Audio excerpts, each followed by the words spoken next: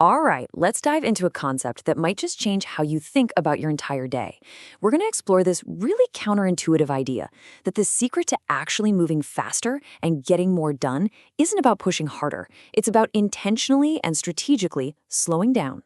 So, does this sound familiar? You are constantly moving. Your calendar is just a mess of back-to-back meetings. Your to-do list never ends, and you're just redlining the engine every single day.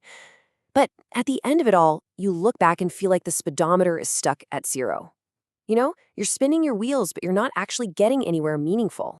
It's been described as this buzzing sensation, right? This constant frantic energy, like a hummingbird on espresso. You're trying to optimize everything, your career, your fitness, your family life, but all that motion just leaves you feeling exhausted. It's a modern condition that some people actually call hurry sickness.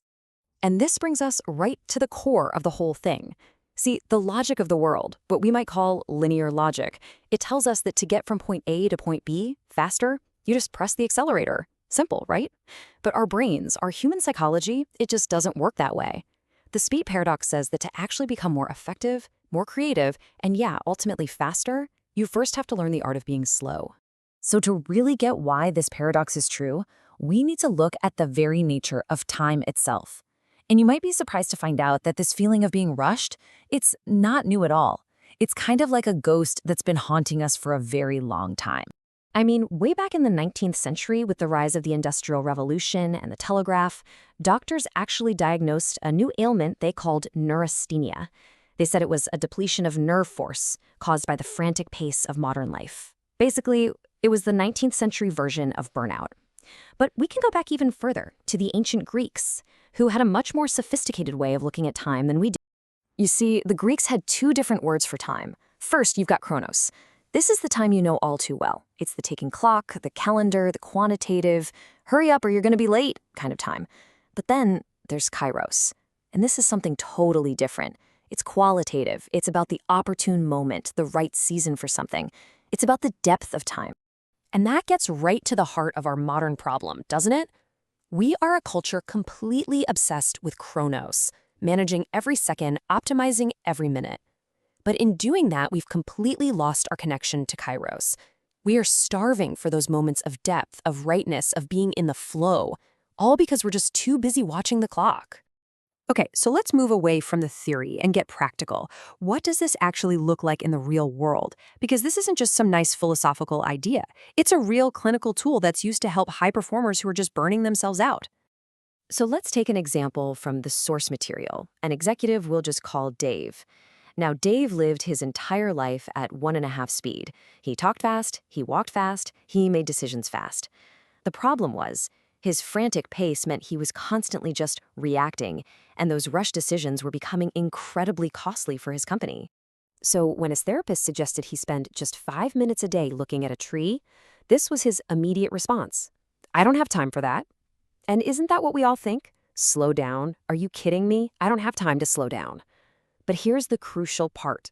That very feeling that you don't have time is the biggest sign that you absolutely need to. This is the key benefit. Slowing down creates what's called a psychological braking distance. Think of it as that tiny little gap between something happening, a stressful email, a sudden problem, and your automatic knee-jerk reaction to it. Without that gap, you're just a pinball bouncing around. But with it, that's where you find the freedom to choose your response. And that's where real effectiveness begins. But if we know that rushing leads to mistakes, why are we all so addicted to it? Well, the reasons often go way deeper than just wanting to be productive. A lot of the time, we're using speed as a way to escape from something else. We use busyness like a shield. We think if we just keep moving fast enough, we can outrun our feelings of inadequacy, our fear that we aren't enough, or maybe our unprocessed grief and our pain. We believe that if we stop, it's all just going to catch up to us. But the paradox is the only way through it is to let it catch you. Okay, I'm going to give you a number. 3 miles per hour. It sounds incredibly slow, especially in our hyper-fast world. But this speed, it has a profound significance. So what's so special about it? It's the speed of a person walking. The theologian Kosuke Koyama once wrote that God walks slowly because God is love. And just think about that for a second. You can't truly connect with someone or listen to them or show them love while you're rushing past them.